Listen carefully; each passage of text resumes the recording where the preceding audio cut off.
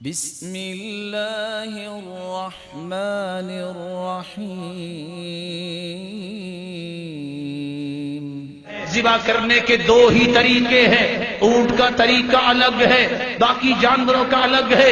اونٹ کو کھڑا کیجئے، بائیں ٹانگ کو باندھیے اور کھڑے کھڑے اس کی ہنسری پہ تیز دھار لگائیے، آخر تو گر ہی جائے گا۔ یہ ہے نہر کرنا۔ اور گائے ہو مذکر مؤنث، بھیڑ بکری ہو مذکر مؤنث، ان کو لٹا کر بائیں طرف لٹا کر چھری چلائی جاتی ہے۔ طریقہ ذبح کرنے کا یہ ہے، چار چیزیں چھری چلاتے وقت کاٹنی ہے۔ رسول اللہ صلی اللہ علیہ وسلم نے 5 آداب ذبح کرتے وقت بتائے ہیں۔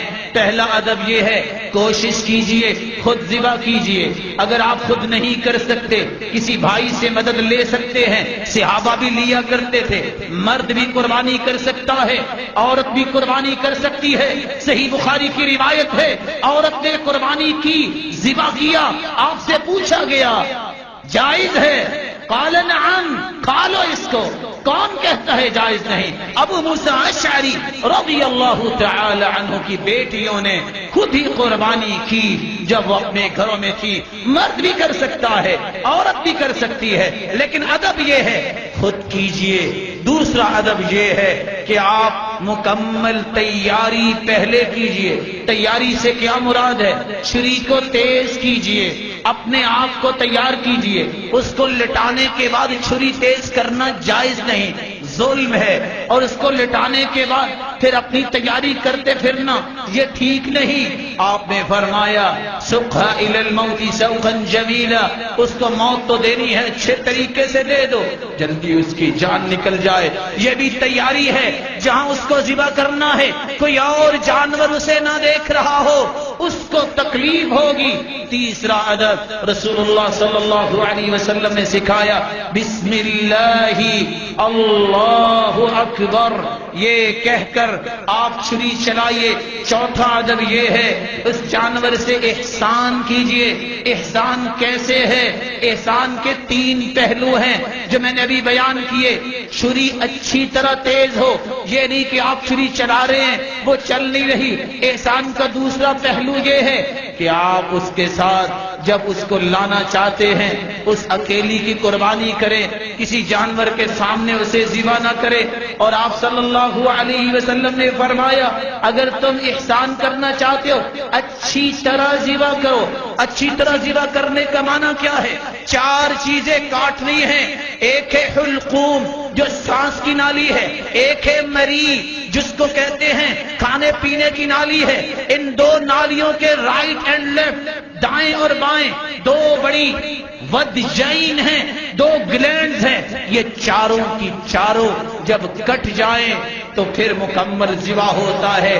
5واں ادب، نرمی کیجئے اور اس کو آسانی دیجئے۔